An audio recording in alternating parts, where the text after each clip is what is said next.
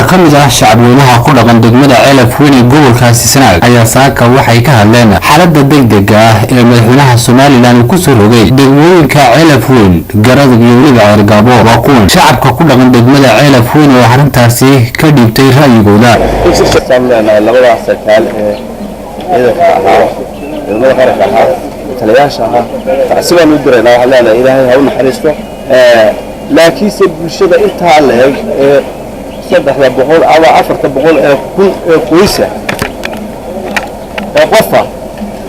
ku nool gobolka arrinta waxa leeyahay madaxweyne kala fiirsan wasiirka arrimaha gudaha waxaan leeyahay Maxamed Kaahil dadka 700 ee ku ama 600 ee ku qof gobol ku nool iyo dadka wax sameeyay wax soo dhigma ma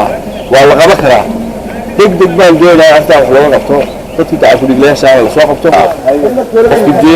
haddii qof dembi galo qofka dembigiisa lagu qaado qofkii dembi galay dembi sameeya ama waxa dilo ama dembi kale ha galay iyo qofka la qabtaayo dembigiisa lagu qaado laakiin ummadan oo wax walba leh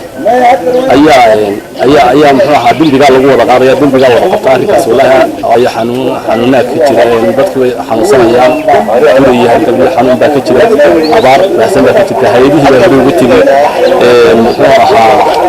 talaalkiina shalay baa laga jaray ciyalka la talaalay isla shalay baa la geeyay cadaalada dambowda ayaa la saaraa dambi laakiin gobol Sanaag baan dambiga كاميرا المنشأ مش كاميرا معها إذا هدي دمك شيء لا أدرك أنا قلنا بقولنا أنت دمك كشيء ده وراء تنا بين الشبابنا لا كامل ذلك أقول الشباب في ماشي مش كامل طبعا دمك هذا ريال كاساتك الصارية وعدى على الظهر وقرص الظهر وعبشه معها عندي هدي عندي الدمبودي عند الدنبولي وقارة هذا وصلت هذا جميل وقال لي يا قبل السنة كان هان تمير عيلفين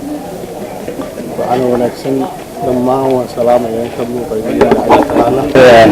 حوض بندقون المدحون كل واقعي هو وكمل محوط التعدي لو جسنا محوط بالشمت مركز يروح حوض بندسكيت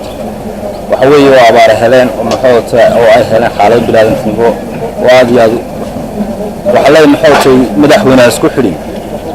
لما قفا محوي حلق قفا يسمي يطمنك كنا قفا قبل كتشوغي صارني بندو صارني عرار با صارني أبار با صارني بندو با صارني إن دادك وحقبض لوغا قبطو وحي لباتويك صارني بندو إذا هرقو صارني دايا الوبعين والله تاكولي وحلقا قبطو وحي بيبقى يسترى شخصيا دقم أهان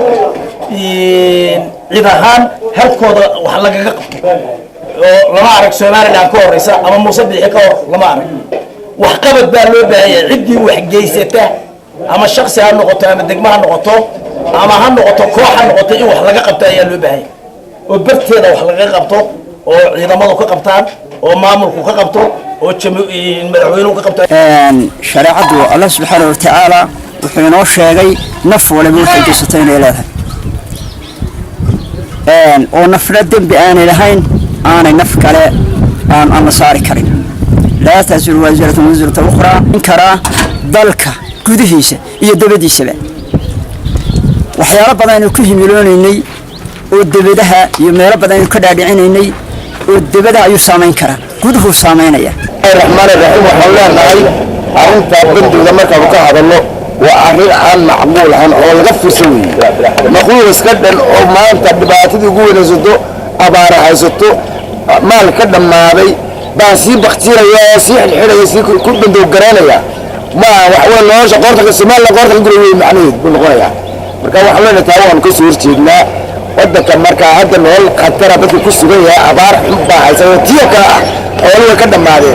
وقتي حيدي وكتجين dadkii man noola abaar umada intii dambe ku sii hadana qofku sii hadana aad kansal taagay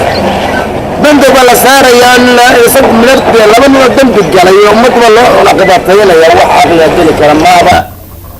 Ahmed Maxamed Cilmi Cable TV